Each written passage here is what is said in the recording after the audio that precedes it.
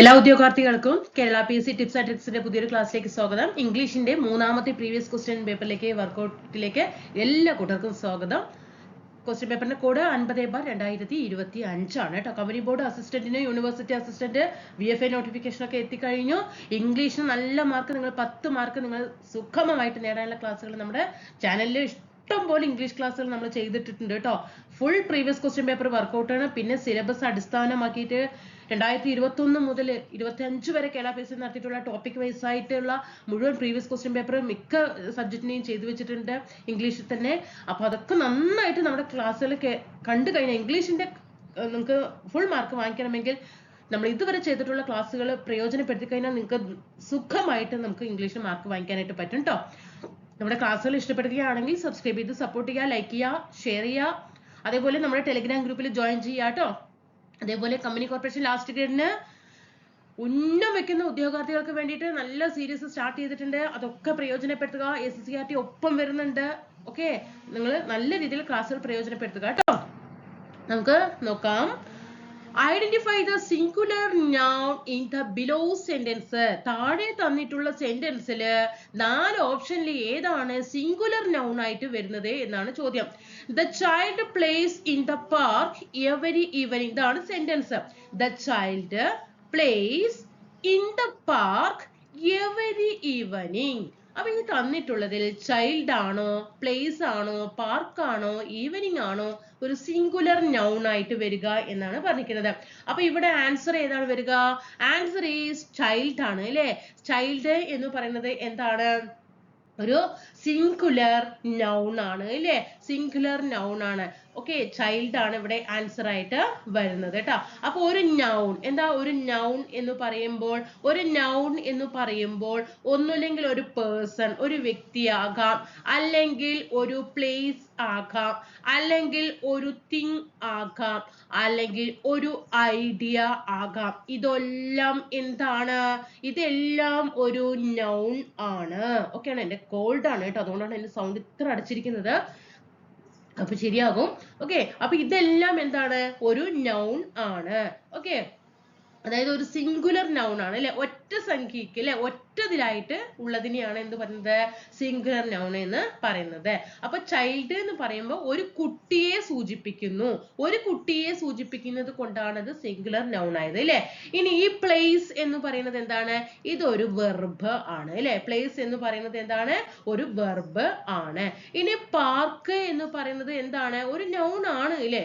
Park എന്ന് പറയുന്നത് ഒരു നൗൺ ആണ്. പക്ഷേ ഇവിടെ എന്താ പ്രശ്നം? നൗൺ ആണെങ്കിലും എന്താണ്? ഇതും എന്താണ്? ഇത് സിംഗുലർ ആകാം. പാർക്ക് ഒരു നൗൺ ആണ്, ഇതൊരു സിംഗുലർ ആകാം.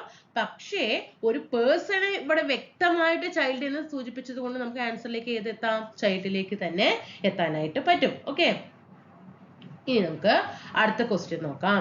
ഇപ്പോ ഉദാഹരണമായിട്ട് സിംഗുലർ നൗൺ നമുക്ക് എങ്ങനെ പറയാം? അപ്പോ ഒരു എ ബോയ് ഇല്ലേ. എ ബോയ് എന്താണ്? ഒരു സിംഗുലർ ആണ്, ഒരു ആൺകുട്ടി ഇല്ലേ, ഒരു സിംഗുലർ നൗൺ ആണ്. എന്നാൽ ദ ബോയ്സ് എന്ന് പറയുമ്പോഴോ? ദ ബോയ്സ് എന്ന് പറയുമ്പോ പ്ലൂറൽ ആണ് അല്ലെ. അതൊരു പ്ലൂറൽ ആയിട്ട് വരും. അപ്പൊ മനസ്സിലായോ? ഇനി അടുത്ത ക്വസ്റ്റ്യൻ നോക്കാം. Choose a correct plural form of the word goose അല്ലെ. ഗൂസിന്റെ പ്ലൂറൽ ഫോം ഏതാണ് അല്ലെ? അതായത് ഇപ്പൊ നമുക്കറിയാം എസ് ചേർത്ത് കഴിഞ്ഞാൽ പ്ലൂറൽ ഫോം ആകും. അതേപോലെ പിന്നെ വേറെ ഏതാണ്? ES ചേർത്താലും എന്താകും? പ്ലൂറൽ ഫോം ആകും അല്ലെ. ഒരു സെന്റൻസിന്റെ കൂടെ, തന്നിട്ടുള്ള സെന്റൻസിന്റെ കൂടെ വീണ്ടും എസ് ചേർക്കുകയാണെങ്കിൽ അല്ലെ എന്താണ്? ഇപ്പൊ ഗേൾ അല്ലെ. ഗേൾ എന്താണ്? ഒരു പെൺകുട്ടിയാണ് അല്ലെ ഗേൾ. എന്നാൽ ഗേൾസോ എസ് ചേർത്തു അല്ലെ. അപ്പൊ എന്തായി അവിടെ? അത് പ്ലൂറൽ ആയി അല്ലെ. അതേപോലെ ES ചേർത്താലും എന്താകും? പ്ലൂറൽ ആകും. അപ്പൊ ഗൂസിന്റെ കൂടെ കണ്ടോ? യെസ്, ഗൂസ് എന്താണ്? ഗൂസിന്റെ കൂടെ ഏതാണ്? ഇതാണ്ടോ? ഗൂസിന്റെ പ്ലൂറൽ ഫോം എന്താണ്? ഗീസ്. എന്താണ്? ഗീസ് ആണ് കേട്ടോ. ഗൂസസ് വരില്ല, ഗീസ് ആണ് ആൻസർ ആയിട്ട് വരിക കേട്ടോ. ഓക്കെ, അപ്പൊ ഇവിടെ ഗൂസസ്, ഗൂസീസ്, ഗൂസൺ ഇതൊക്കെ എന്താണ്? തെറ്റായിട്ടുള്ളതാണ് കേട്ടോ. എന്താണ്? ഇപ്പൊ നമുക്ക് ഉദാഹരണം ഇപ്പൊ പറയുകയാണെങ്കിൽ ഇപ്പോ വേറെ ഉദാഹരണം നമുക്ക് എടുക്കാം. ഇപ്പൊ ഒരു മൗസ് അല്ലെ, മൗസ് എന്തായിരിക്കും അതിന്റെ പ്ലൂറൽ ഫോം? മൈസ് ആണ് അല്ലെ. മൗസ് എന്താണ്? മൈസ്. അതേപോലെ ഫൂട്ട് എന്താണ്? ഒരു സിംഗുലർ ആണ് അല്ലെ. അതിനെ പ്ലൂറലിലേക്ക് മാറ്റുമ്പോൾ നമുക്ക് എന്ത് പറയാം? ഫൂട്ടിനെ ഫീറ്റ് എന്ന് പറയാം അല്ലെ. ഫീറ്റ് പറയാം. കണ്ടോ അർത്ഥം മാറിയത്? അപ്പൊ ഇവിടെ ഗൂസ് എപ്പോഴും പി എസ് സി ചോദിക്കുന്ന ഒരു ക്വസ്റ്റ്യൻ ആണ്. ഗൂസിന്റെ പ്ലൂറൽ ഫോം ഗീസ് ആണ് കേട്ടോ. Next one, which of the following is an auxiliary verb? തന്നിട്ടുള്ള സെന്റൻസിൽ ഏതാണ് ഓക്സിലറി വെർബ് എന്ന് പറഞ്ഞാൽ? ഓക്സിലറി വെർബ് പറഞ്ഞാൽ എന്താണ്?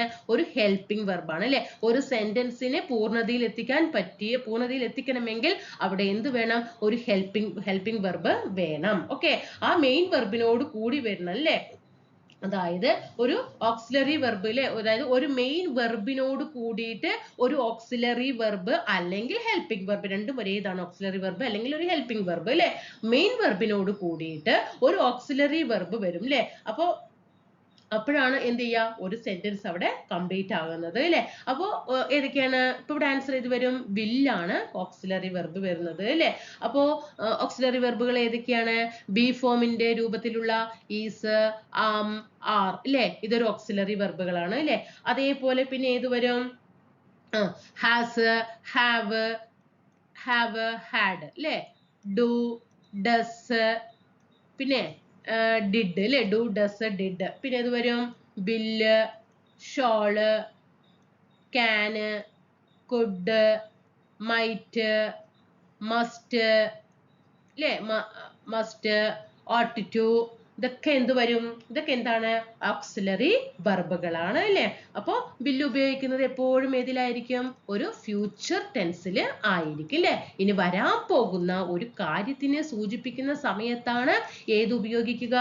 വിൽ ഉപയോഗിക്കുക. ഫ്യൂച്ചർ ടെൻസിലാണ് അല്ലെ. ഉദാഹരണം എങ്ങനെ പറയാം? ഐ വിൽ ഗോ അല്ലെ.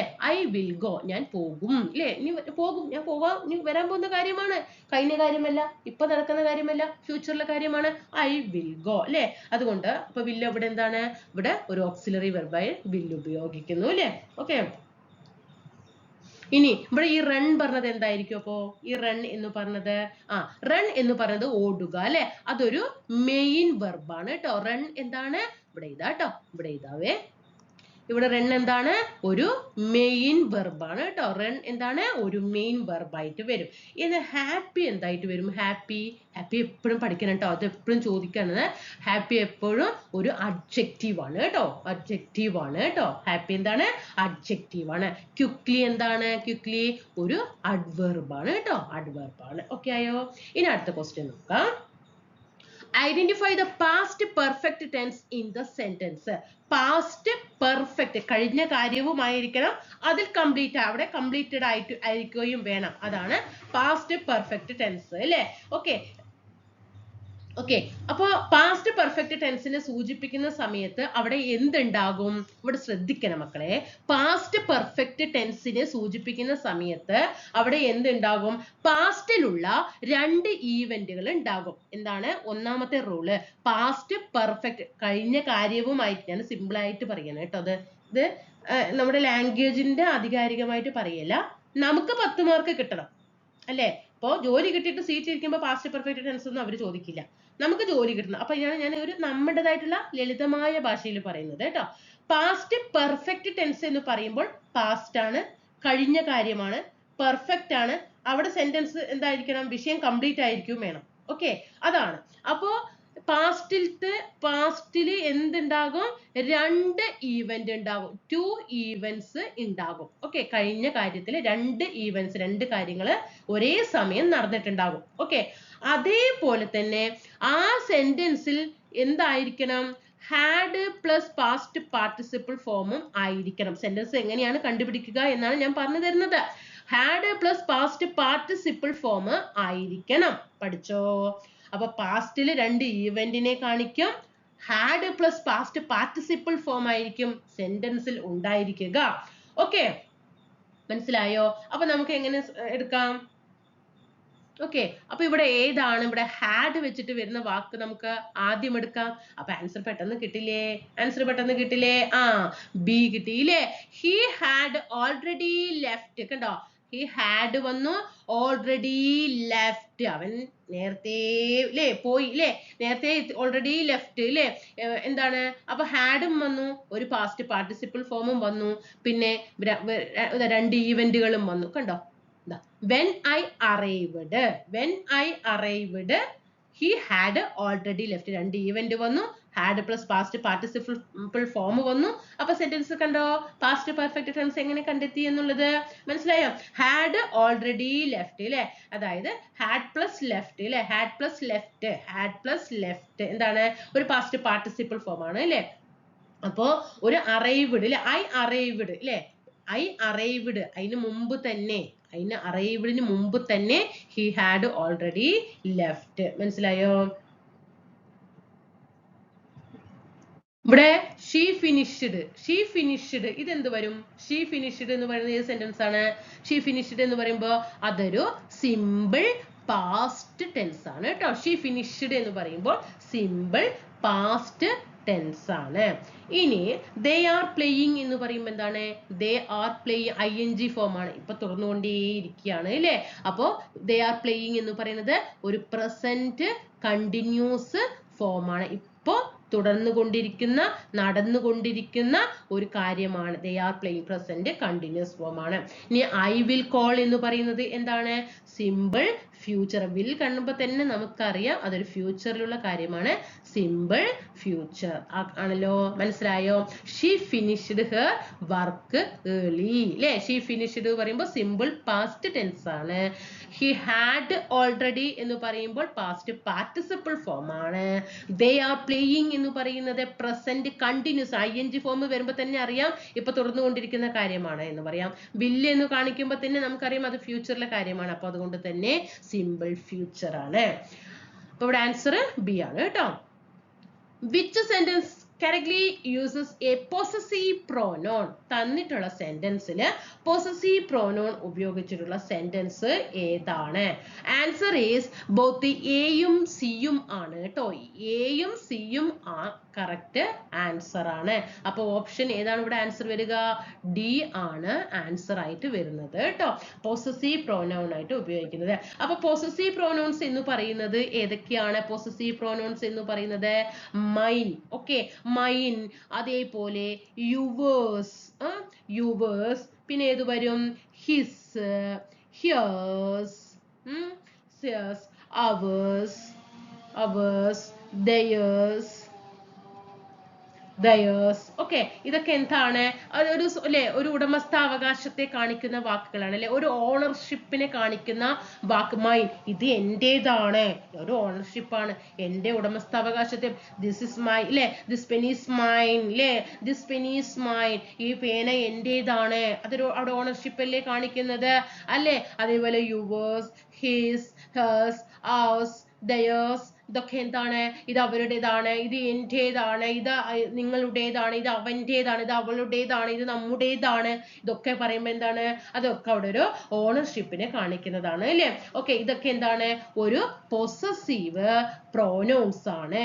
ഇതൊക്കെ എന്താണ്? ഒരു പൊസസീവ് പ്രോനൗൺസ് ആണ്. മനസ്സിലായോ? ഇനി അതേപോലെ തന്നെ ഈ പൊസസീവ് അഡ്ജക്റ്റീവ് ഉണ്ട്. എന്തൊക്കെയാണ് ഈ പൊസസീവ് അഡ്ജക്റ്റീവ് വരിക? മൈ, എന്റെ, യുവർ അല്ലേ, your, his, her, our, their. ഇപ്പൊ ഇതിവിടെ എന്താ നിങ്ങൾക്ക് വ്യത്യാസം മനസ്സിലായത്? മൈ എന്നുള്ളത് പൊസസീവ് അഡ്ജക്റ്റീവ് ആണ്, എന്നാൽ മൈ പോയി മൈൻ ആയപ്പോൾ അതൊരു പൊസസീവ് പ്രോനൗൺ ആയി മാറി. യുവർ പൊസസീവ് അഡ്ജക്റ്റീവ് ആണ്, എന്നാൽ യുവേഴ്സ് വന്നപ്പോൾ അതിന്റെ കൂടെ എസ് ചേർത്തപ്പോൾ അതൊരു പൊസസീവ് പ്രോനൗൺ ആയി മാറി. ഹിസ് പൊസസീവ് അഡ്ജക്റ്റീവ് ആണ്, അത് ഹിസ് പോയില്ലേ. ഹിസ് എന്താണ്? ഹിസ് രണ്ടിടത്തും എന്താണ്? ഹിസ് തന്നെയാണ് അല്ലെ. പൊസസീവ് പ്രോനൗണിലും പൊസസീവ് അഡ്ജക്റ്റീവ് ആയിട്ടും ഏത് വരും? ഹിസ് വരും. എന്നാൽ ഹെർ നോക്കൂ, അതൊരു പൊസസീവ് അഡ്ജക്റ്റീവ് ആണ്, എന്നാൽ എസ് കൂടി ചേർത്തപ്പോഴോ അതൊരു പൊസസീവ് പ്രോനൗൺ ആയി മാറി. അവർ possessive adjective ആണ്. ഒരു കൂടെ ഒരു s ചേർത്തപ്പോ അതൊരു possessive pronoun ആയി മാറി. their possessive adjective, theirs എന്തായി possessive pronoun ആയിട്ട് മാറി. മനസ്സിലായോ? this book is mine ല്ലേ? this book is mine പറയില്ലേ? എന്താണ് mine? എന്താണ് അതല്ലേ ഒരു possessive pronoun ആയിട്ട് വന്നില്ലേ? this book is mine ല്ലേ? ഇനി അതേപോലെ തന്നെ here is a beautiful painting ല്ലേ? here ദാണ്ട hers കണ്ടോ s വന്നില്ലേ? കണ്ടോ പെട്ടെന്ന് കണ്ടെത്തിയത് കണ്ടോ? mine, hers കണ്ടോ possessive pronoun ആണ്. മറക്കരുത് കേട്ടോ. ഇതൊക്കെ possessive pronoun നെ വ്യക്തമായി പഠിക്കുക. possessive adjective എങ്ങനെയാണെന്നുള്ളതും വ്യക്തമായിട്ട് പഠിക്കുക. അതേപോലെ the cat licks its tail ല്ലേ? the cat licks its tail അത് തെറ്റായതാണ് ല്ലേ? its tail എന്താണ്? its tail its കണ്ടോ ഇവിടെ its കണ്ടോ it കണ്ടോ അപ്പൊ എന്താണിത്? its tail എന്ന് പറയുന്നത് its ട്ടോ. its tail എന്ന് പറഞ്ഞാൽ അതൊരു possessive adjective ആവും ട്ടോ. എന്താണ്? അതൊരു possessive adjective ആണ്. possessive pronoun അല്ല. its എന്താണ്? possessive adjective ആണ്.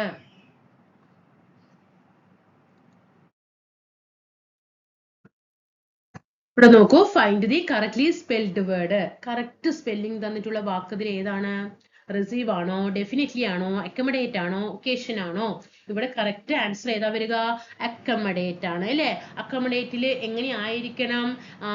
ഡബിൾ സിയും വരണം, ഡബിൾ എമ്മും വരണം. ഓക്കെ, ഡബിൾ സിയും വരണം, ഡബിൾ എമ്മും വരണം കേട്ടോ. അതാണ് അവിടെ റൂള്. അപ്പൊ നമ്മൾ എപ്പോഴും എങ്ങനെ പഠിക്കുക? അക്കമഡേറ്റ് AC പഠിക്കുക. AC പഠിച്ച് AC നോക്കിയോ, എന്നിട്ട് കോം കൊടുക്കുക, പ്ലസ് കോം കൊടുത്തിട്ട് മോഡേറ്റ്. ഓക്കെ, മോഡേറ്റ് ഇതിങ്ങനെ പഠിച്ചു വെച്ചാൽ മതി കേട്ടോ. AC com moderate. ഇപ്പൊ 2 C വന്നു, 2 M വരണം അക്കമഡേറ്റില്. ഇനി റിസീവിൽ എന്താണ് ഇവിടെ തെറ്റ്? റിസീവ് എങ്ങനെയാണ് സ്പെല്ലിംഗ് വരേണ്ടത്? റിസീവ് ആർ കഴിഞ്ഞിട്ട് ഏതാണ്? RECE ല്ലേ? RECE പിന്നെന്താണ് വരിക? IVE. ഓക്കെ, റിസീവ് RECIVE ആണ് കേട്ടോ. RECE ഇതിങ്ങനെ കണക്ട് ചെയ്യണം കേട്ടോ. RECE. ഇനി ഡെഫിനറ്റ്ലി എങ്ങനെയാണ് സ്പെല്ലിംഗ് വരിക? ഡെഫിനറ്റ്ലി DEFINITELY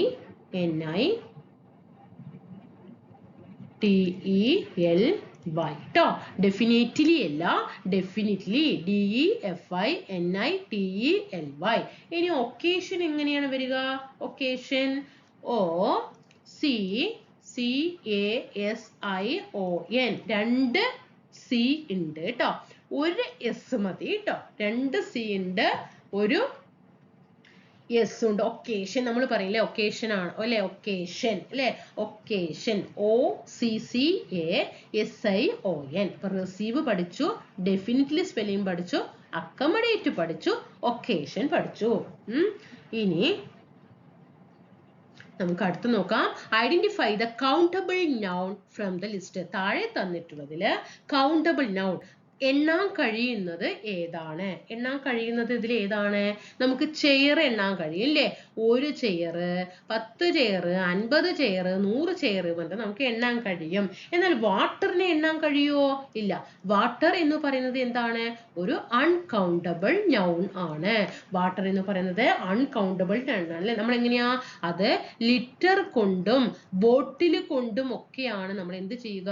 അളന്നെടുക്കുക അല്ലെ? ഇനി റൈസ് ഒരു അൺകൗണ്ടബിൾ നൗൺ ആണ്. നമ്മൾ 1 അരി 2 അരി പറഞ്ഞിട്ട് എണ്ണോ? ഇല്ല. അതെന്താണ്? നമ്മള് കിലോ ആയിട്ട് മെഷർ ചെയ്യുകയാണ് ചെയ്യുന്നത്. കിലോ ആയിട്ട് മെഷർ ചെയ്യും അല്ലേ? അതേപോലെ ഹാപ്പിനെസ്, 1 സന്തോഷം 2 സന്തോഷം പറഞ്ഞിട്ട് എണ്ണോ? എനിക്ക് നല്ല ആർ യു ഹാപ്പി എന്ന് ചോദിക്കും. യെസ് 10 ഹാപ്പി എന്ന് നമ്മൾ പറയോ? ഇല്ല അല്ലേ? നമ്മൾ ഇന്നിപ്പോ എന്ത് പറയും? അതൊരു എന്താണ്, ഒരു അബ്സ്ട്രാക്ട് നൗൺ ആണ് അല്ലേ? എണ്ണാൻ കഴിയാത്തതാണ് അല്ലേ? അപ്പൊ ഹാപ്പിനെസ്സും എന്താണ്?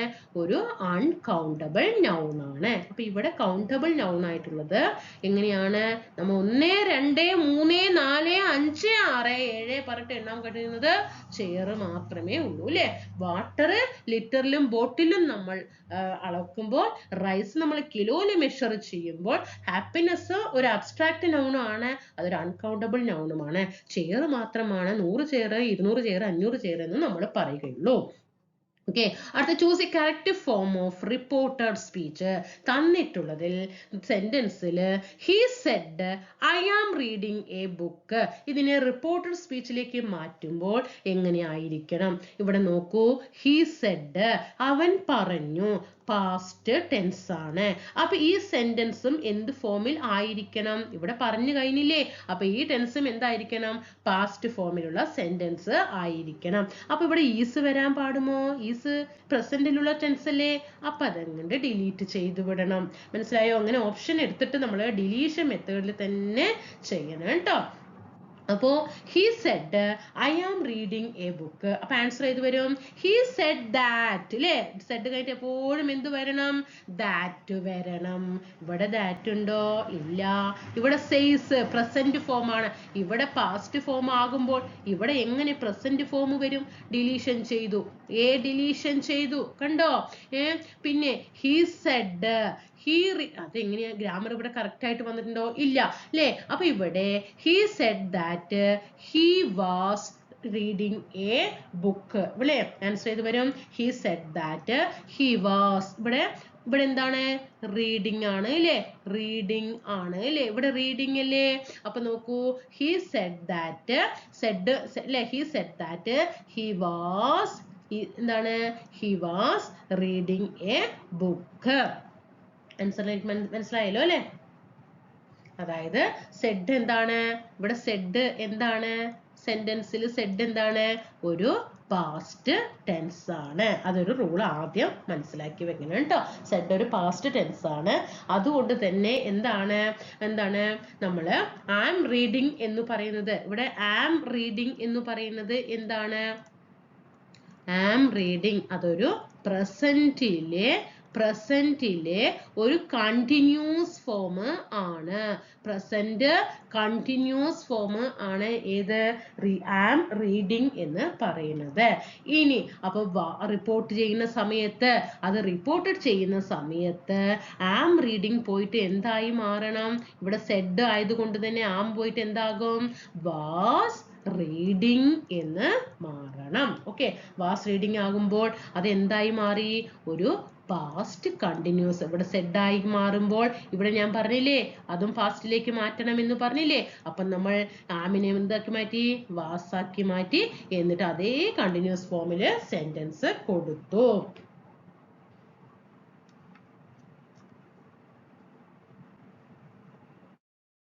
അപ്പൊ ഇവിടെ എന്തുകൊണ്ടാണ്? ഇപ്പൊ നമുക്കറിയാം ഹീ സെഡ് എന്ന് പറഞ്ഞു, അപ്പൊ ഇവിടെ ഹീ റീഡ് എ ബുക്ക് എന്ന് പറഞ്ഞു അല്ലേ? പക്ഷെ എന്തുകൊണ്ടാണ് ഈ ആൻസർ നമ്മൾ ഇവിടെ എടുക്കാതിരിക്കാനുള്ള കാരണം? ഈ റീഡ് എ ബുക്ക് എന്ന് പറയുന്നത് എന്താണ്? ഒരു സിമ്പിൾ പാസ്റ്റ് ടെൻസ് ആണ് അല്ലെ? ഒരു സിമ്പിൾ പാസ്റ്റ് ടെൻസ് ആണ്. അപ്പൊ അതിന്റെ മീനിങ് തന്നെ എന്താകും? മാറും. അതുകൊണ്ടാണ് കേട്ടോ.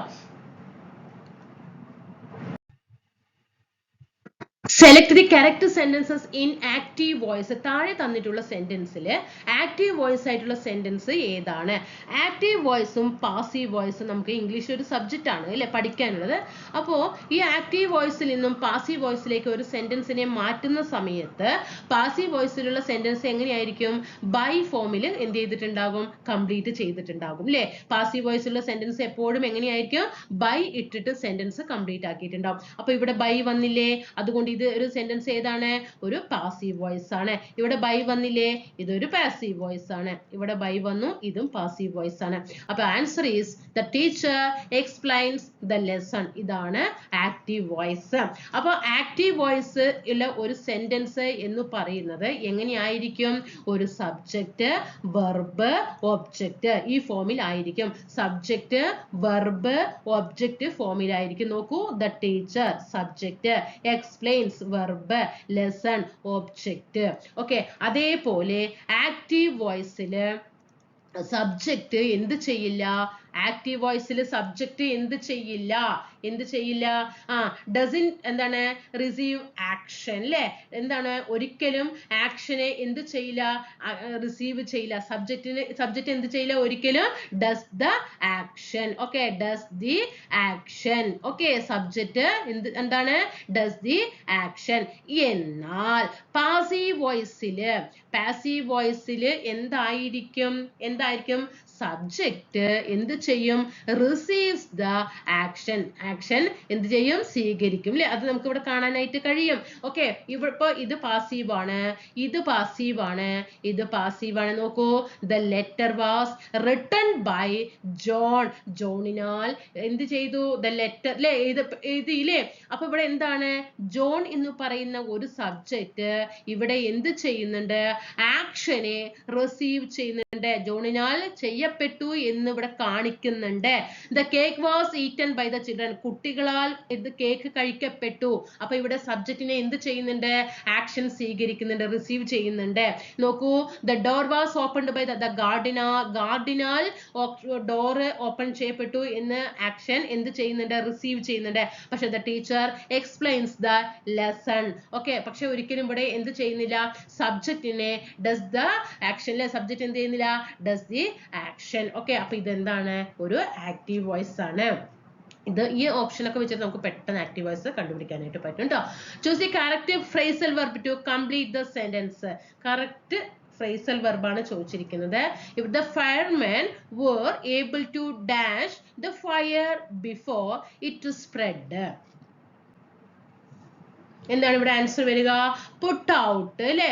put out. The firemen were able to put out. put out പറഞ്ഞെന്താ? to extinguish.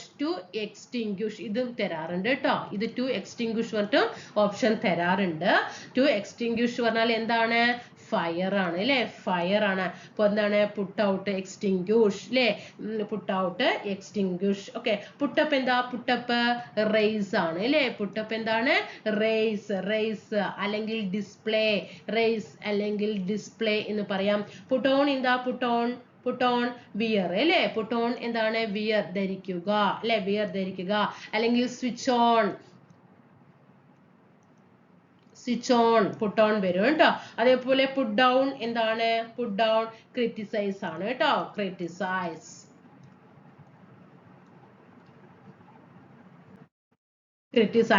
അല്ലെങ്കിൽ സർഫേസ് എന്നൊക്കെ വരും കേട്ടോ.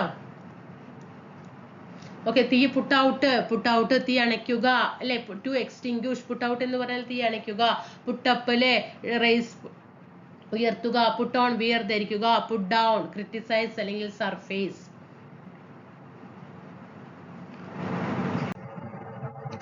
Which sentences contains an adjective? ഏത് സെന്റൻസ് ആണ് ഇതില് അഡ്ജക്റ്റീവ് ആയിട്ടുള്ള സെന്റൻസ്? നാമവിശേഷണം. അഡ്ജക്റ്റീവ് പറഞ്ഞാൽ എന്താണ്? നാമവിശേഷണം. Okay, which sentences contains an adjective? ഏതാണ് തന്നിട്ടുള്ളതില്? നാമവിശേഷണം. ഓക്കെ, ഏതാണ്?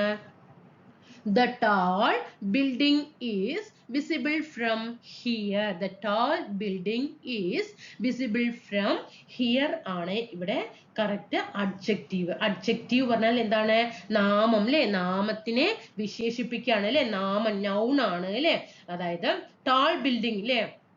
ടാൾ ബിൽഡിംഗ് എന്ന് പറയുന്ന സമയത്ത് ഈ ബിൽഡിങ്ങിന്റെ വിശേഷണത്തെ കുറിച്ചിട്ട് എന്ത് പറയുകയാണ്? അതിന്റെ ഉയരവും പറയുന്നുണ്ട്, അതിന്റെ ഗുണങ്ങളും പറയുന്നുണ്ട് അല്ലെ? ഉയരങ്ങളും പറയുന്നുണ്ട്, ഗുണങ്ങളും പറയുന്നുണ്ട്. ബിൽഡിംഗ് എന്ന് പറയുമ്പോൾ അതൊരു നൗൺ അല്ലെ? അതിനെ the toll building is visible from here. അതിന്റെ ഉയരത്തെ കുറിച്ചിട്ടും അതിന്റെ ഗുണത്തെ കുറിച്ചിട്ടും ഒക്കെ പറയുന്നുണ്ട് അല്ലെ? അതുകൊണ്ടാണ് അതിനെ എന്താ പറയുന്നത്? നാമവിശേഷണം, അഡ്ജക്റ്റീവ് എന്ന് പറയുന്നുണ്ട്. എന്നാൽ ഒരു അഡ്വർബ് പറഞ്ഞാൽ എന്താണ്? ഒരു ക്രിയാ വിശേഷണമാണ്. ചെയ്ത പ്രവൃത്തിയെ കുറിച്ചിട്ടുള്ള വിശേഷണമാണ് എന്ത് പറയുന്നത്? ഒരു അഡ്വർബ് എന്ന് പറയുന്നത്. ഇവിടെ കെയർഫുൾ കെയർഫുള്ളി എന്ന് പറയുന്നത് എന്താണ്? She drives carefully. അവൾ ഡ്രൈവ് ചെയ്യാണ് അല്ലെ, അതായത് അത് ഒരു പ്രവൃത്തി ചെയ്യാണ്, ഒരു ക്രിയ ചെയ്യുകയാണ് അല്ലെ, വെർബ് ചെയ്യാണ്. ആ വെർബിനെ കെയർഫുള്ളി, അതായത് ശ്രദ്ധിച്ച് ഡ്രൈവ് ചെയ്യണം എന്ന് പറയുന്നു അല്ലെ. ശ്രദ്ധിച്ച് അവൾ എന്ത് ചെയ്യാറുണ്ട്? ശ്രദ്ധിച്ച് കെയർഫുൾ ആയിട്ട് ഡ്രൈവ് ചെയ്യാറുണ്ട്. അപ്പോൾ അവൾ ചെയ്യുന്ന ഒരു പ്രവൃത്തിയെ വിശേഷിപ്പിക്കുകയാണ് അല്ലെ, ക്രിയയെ വിശേഷിപ്പിക്കുകയാണ്. അപ്പൊ ഈ കെയർഫുള്ളി എന്ന് പറയുന്നത് എന്താണ്? ഒരു അഡ്വർബ് ആണ്. കെയർഫുള്ളി എന്ന് പറയുന്നത് എന്താണ്? ഒരു അഡ്വർബ് ആണ്. അടുത്തത് ഹി റോട്ട് എ ലെറ്റർ. അവൾ ലെറ്റർ എഴുതി അല്ലേ. അവൾ എന്താണ്? ഹി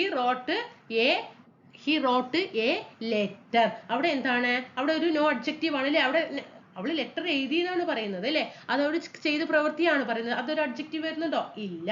ഇനി എന്താണ്? അറൈവ്ഡ് ഏർലി അല്ലെ. അവൾ നേരത്തെ അറൈവ്ഡ് അല്ലെ. അവരെന്ത് ചെയ്തു? ദേ അറൈവ്ഡ് ഏർലി. അപ്പൊ ഈ ഏർലി എന്ന് പറയുന്നത് അറൈവ്ഡ് ആണ്, അതൊരു ക്രിയയാണ്. അവിടെ ക്രിയയാണ് നിറഞ്ഞിരിക്കുന്നത് അല്ലെ. അപ്പൊ ഏർലി നേരത്തെ. അപ്പൊ അതും എന്താണ്? ഒരു അഡ്വർബ് ആണ്. അപ്പൊ ഇവിടെ ആൻസർ ഈസ് ബി ആണ് കേട്ടോ. Next one, identify the irregular verb. തന്നിട്ടുള്ളതിൽ ഇറഗുലർ വെർബ് ഏതാണ്?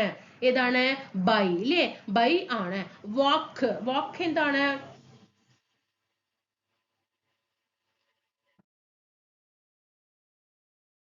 ബൈ എന്താണ്? വാങ്ങിക്കുക എന്ന അർത്ഥത്തിൽ. വാക്ക് എന്താ? നടക്കുക അല്ലെ. ലാഫ് എന്താ? ചിരിക്കുക. ടോക്ക് എന്താ? സംസാരിക്കുക. ഇതൊക്കെ എന്താണ്?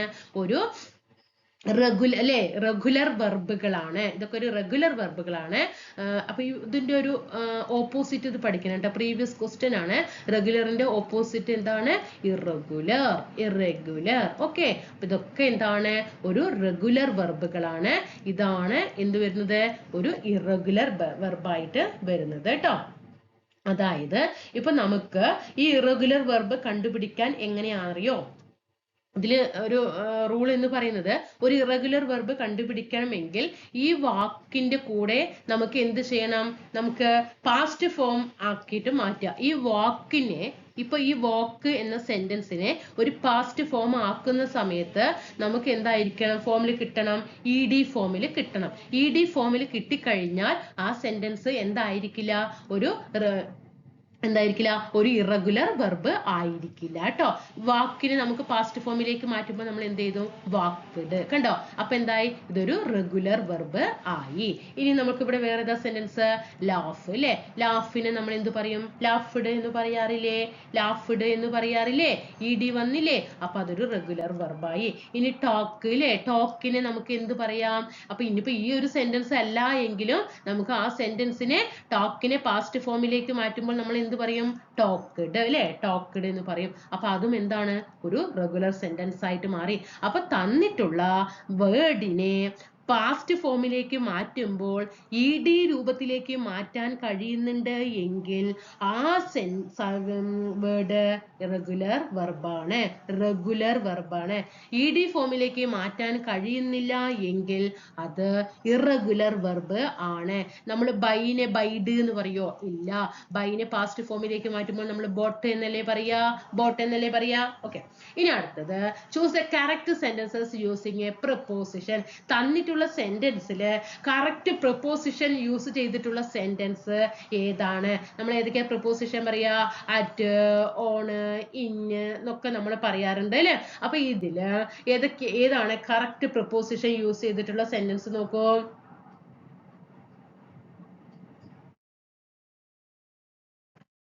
I am interested in learning French. കണ്ടോ? I am interested. അപ്പൊ ഇത് എപ്പോഴും മക്കളെ ഇതൊന്ന് പഠിച്ചു വെക്കണേ. ഇൻട്രസ്റ്റഡ് കഴിഞ്ഞാൽ എപ്പോഴും വരുന്ന പ്രൊപ്പോസിഷൻ ഇൻ ആയിരിക്കും. അതിനെന്ത് ചെയ്യാ? ഇൻട്രസ്റ്റഡ്. ഇൻ എന്നല്ലേ സ്റ്റാർട്ട് ചെയ്യുന്നത്? അത് കഴിഞ്ഞിട്ടുള്ളതിലും ഇൻ ആണ് എന്ന് കണക്ട് ചെയ്യുക കേട്ടോ. I am interested in learning French. Okay ആണോ? ഇവിടെ he is waiting since 2 hours. തെറ്റാണ് അല്ലേ. എങ്ങനെയാണ് വരിക? ഇവിടെ ഈസ് ആണോ വരിക? അല്ല. ഇവിടെ എന്താണ് വരേണ്ടത്? he has been. Okay.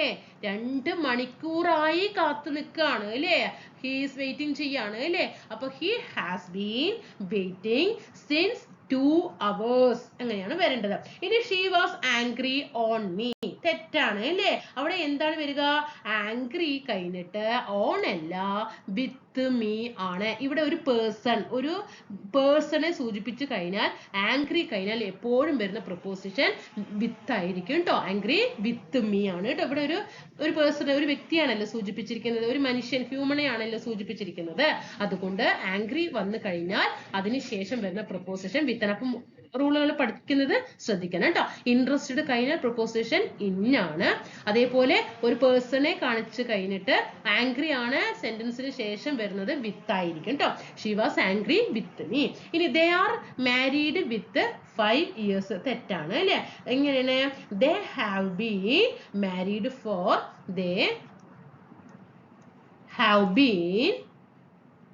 they have been ട്ടോ. they have been എന്ത് വരും? married with അല്ല, for ആണ്. married for 5 years കേട്ടോ. 5 years ആണ് ഇവിടെ ആൻസർ ആയിട്ട് വരുന്നത്. അപ്പൊ ഇവിടെ തന്നിരിക്കുന്ന സെന്റൻസ് ഇവിടെ അതേപോലെ 2 hours വന്നു കഴിഞ്ഞു അല്ലെ?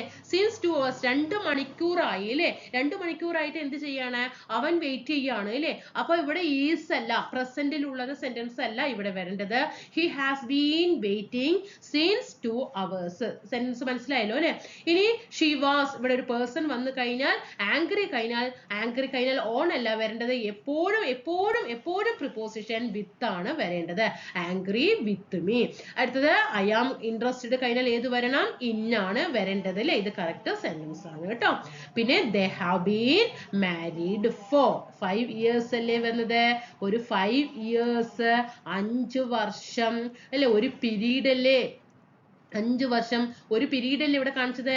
ഒരു പീരീഡിന് മുമ്പ് എപ്പോഴും വരേണ്ടത് for എന്ന പ്രപ്പോസിഷൻ ആയിരിക്കും. അടുത്ത നമുക്ക് നോക്കാം.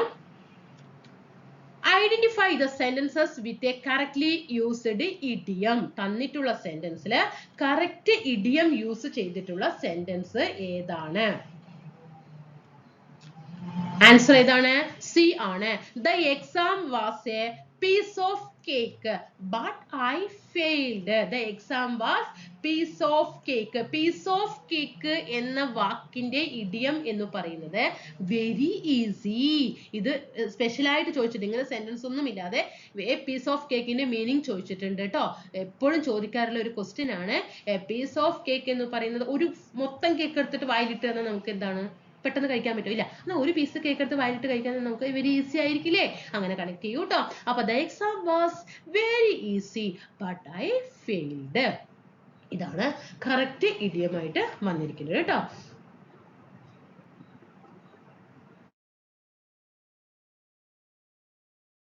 ഇവിടെ നോക്കൂ, ഫസ്റ്റത്തേല് she hit the roof when she heard the news. അവിടെ കറക്റ്റ് ഇഡിയമായിട്ട് വരേണ്ടത് എങ്ങനെയാണ്? would be hit the roof ആണ് കേട്ടോ. എങ്ങനെയാണ്? would be hit the roof. അതായത് become very angry എന്ന് പറയില്ലേ? ആ ന്യൂസ് കേട്ട സമയത്ത് എന്താണ്? ഭയങ്കര ദേഷ്യം വന്നു എന്നുള്ള രീതിയിൽ would be hit the roof എന്നാണ് കറക്റ്റ് ആയിട്ട് അവിടെ വരേണ്ടത് കേട്ടോ.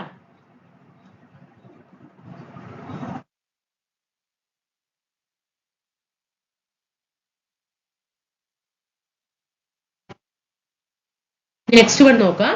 ചൂസ് കറക്റ്റ്ലി ജംബിൾഡ് സെന്റൻസ് കേട്ടോ.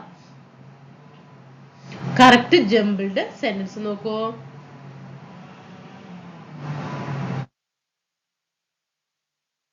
ഇവിടെ കറക്റ്റ് യൂസ് ചെയ്തിട്ടുള്ള സെന്റൻസ് എങ്ങനെയാണ്? ജംബിൾഡ് കറക്റ്റ് സെന്റൻസ് നോക്കണം കേട്ടോ. നിങ്ങൾ തനിയെ ചെയ്ത് നോക്കണേ. ആൻസർ ഏതാ വരിക? ബി ആണ് കേട്ടോ. In the park I always walk in the evening. എങ്ങനെയാണ് വരിക answer? In the park I always walk in the evening. എങ്ങനെ വന്നു? ഇൻ ദ പാർക്ക് എന്ന് പറയുമ്പോ കറക്റ്റ് ഒരു പ്ലേസ് അല്ലേ? ഒരു പ്ലേസിനെ സൂചിപ്പിച്ചു. പിന്നെ എന്താണ്? ഒരു സബ്ജക്റ്റിനെ സൂചിപ്പിച്ചു. പിന്നെ എന്ത് വന്നു? ഒരു അഡ്വേർബിനെ സൂചിപ്പിച്ചു അല്ലെ? അഡ്വേർബ് വെർബ് എന്ന ടൈമിൽ എന്ത് ചെയ്തു? ഇത് സെന്റൻസ് ജംബിൾ ചെയ്തിരിക്കുകയാണ് അല്ലെ?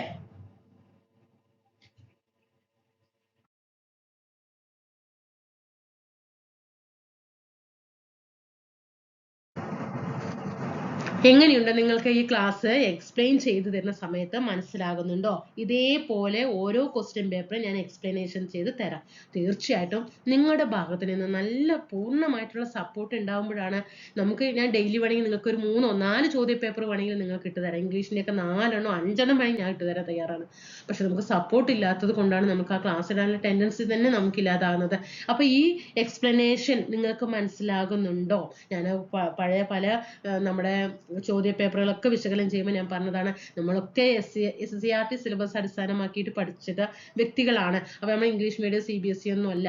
അപ്പൊ അതുകൊണ്ട് തന്നെ ഇപ്പോൾ ഹൈ ലെവൽ നമുക്ക് ഇംഗ്ലീഷ് ലാംഗ്വേജ് എടുത്തിട്ട് പറയാനും ചിലപ്പോൾ അതിലൊക്കെ ചിലപ്പോൾ ചെറിയ ചെറിയ പിശകുകളൊക്കെ വരാം. അതൊക്കെ ക്ഷമിക്കണം. അപ്പൊ എൻ്റെ അറിവിൽ വെച്ചിട്ട് ഞാൻ നിങ്ങൾക്ക് പറഞ്ഞു തന്നതാണ്.